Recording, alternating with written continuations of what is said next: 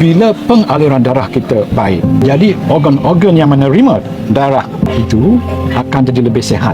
Sistem yang ada di dalam badan kita ni ialah sistem yang boleh membaik pulih sendiri.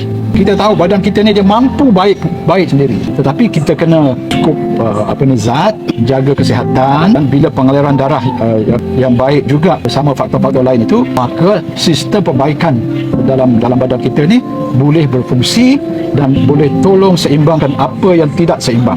Bila tahap gula tak baik, sistem kita akan bekerja supaya turunkan sistem gula. Kolesterol melebihi apa yang tak bagus, sistem metabolisme kita, terutamanya hati kita ataupun liver kita akan bekerja lebih untuk pastikan tahap kolesterol itu terkawal. Dan begitu juga tekanan darah. Umpamanya buah pinggang ada peranan dalam kontrol, mengawasi tekanan darah kita. So bila buah pinggang sihat, jadi kontrol pada tekanan darah pun akan jadi baik.